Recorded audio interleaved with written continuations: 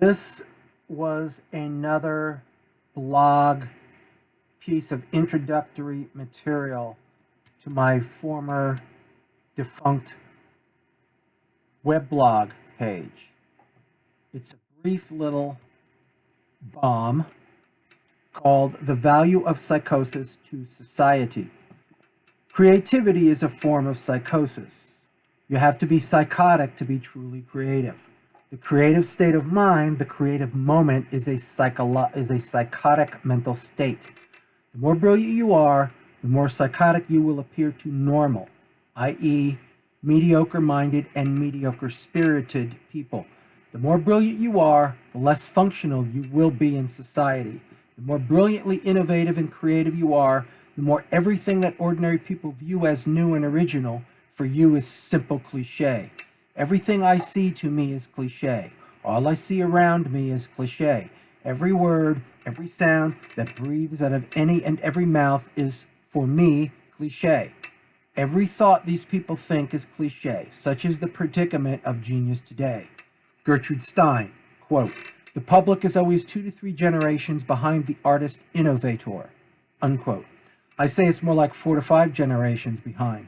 But today they aren't even that far behind because they aren't even following it all anymore anyway. They don't give a shit about art or innovation unless the innovation produces something that they can either eat, accelerate, or fuck. My mind, my consciousness, is like being bombarded with a constant meteor shower, except the particles are particles of ideas rather than chunks of space rocks. Severe consciousness is a very great burden. My mind does not just contain one single stream of consciousness. My mind experiences multiple streams of consciousness simultaneously.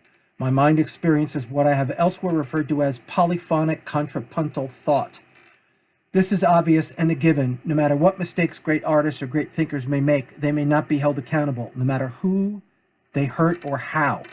James Joyce, quote, "The man of genius makes no mistakes. His errors are volitional and are the portals of discovery," unquote. We must allow that genius permits anything and everything. The future of civilization, for whatever that's worth, depends upon how firmly we can hold on to the belief that genius permits all. The genius cannot commit a crime almost by definition, because he cannot be put on trial for committing any crime, because there cannot be assembled or impaneled any jury of his peers, because he has no peers. Even another genius is not his peer, because geniuses by definition are completely unique and individual. The genius is the fool on the hill. The herd have no business laying foot on that hill's holy ground.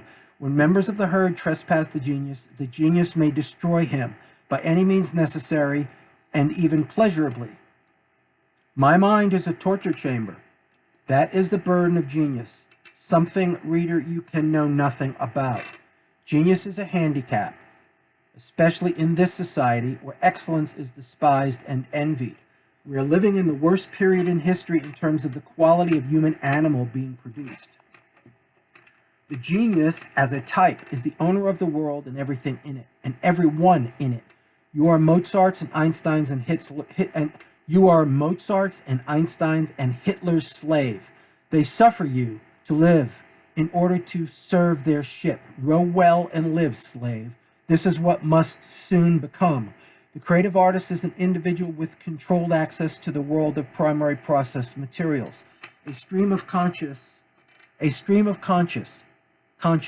populated with a primary process flow of creative material, is immersed in a psychotic condition and living, and a creative condition of working. The subterranean rivers of ideas never cease to flow. I'm a genius, so even when I conform, I'm not conforming. Sure, I'm psychotic. How could I not be?